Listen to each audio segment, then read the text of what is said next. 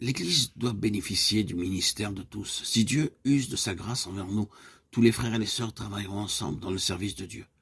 Plus il y aura de frères et de sœurs qui serviront Dieu, et plus fort sera le témoignage de l'Église. Sans un tel service, nous faiblirons.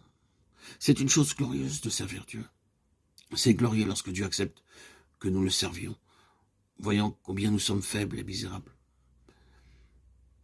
À l'époque de l'Ancien Testament, ceux qui avaient une tare ou un handicap physique ne pouvaient pas servir Dieu.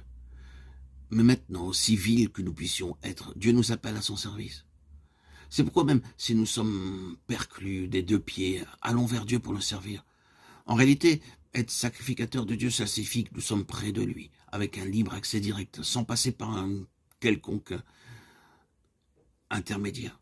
Nombreux sont ceux qui, parmi le peuple de Dieu, n'ont pas servi comme des prêtres.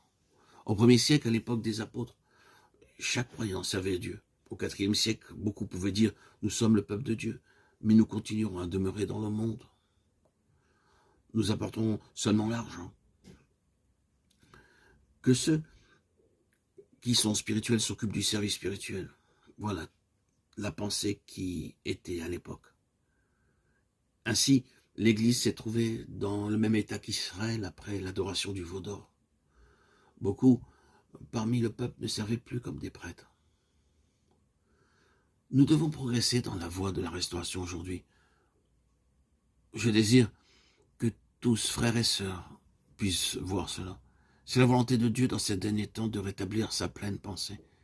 Il veut rétablir la position de son peuple pour qu'il soit un peuple de prêtres. Vous êtes son peuple, alors vous êtes ses prêtres.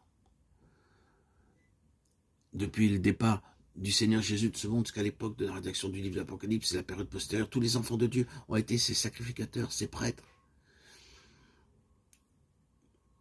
Il n'y a pas eu beaucoup de difficultés dans ce domaine. Il y a des prêtres aujourd'hui et dans son royaume il y aura encore des prêtres. Et tout le peuple de Dieu sera composé uniquement de prêtres.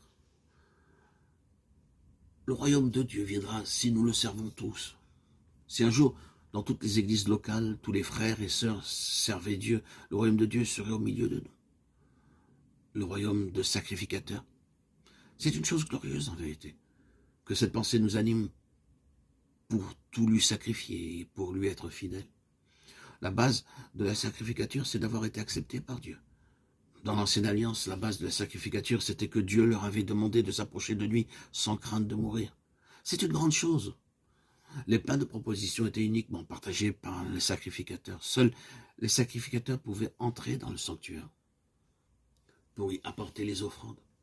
Tout étranger encourait la mort. Ainsi, la base de la sacrificature, c'était d'avoir été accepté. Dieu nous dit aujourd'hui, viens. Irons-nous vers lui aujourd'hui? C'est par grâce que Dieu nous accepte à son service. Nous devons bien réaliser que c'est un pur effet de sa bonté si nous pouvons aller vers lui pour le servir. Avoir été sauvé par grâce et avoir été pardonné, c'est bien sûr une grande chose. Mais avoir été accepté pour le servir, c'est bien plus grand. Dans l'Église aujourd'hui, tous ceux qui ont été sauvés peuvent servir Dieu. Le principe de n'accepter aucun intermédiaire. Dans la chrétienté, partout où une classe d'intermédiaires a été instaurée, il y a eu une séparation entre les prêtres et le peuple de Dieu. C'est mon plus cher désir qu'il n'y ait parmi nous aucun intermédiaire.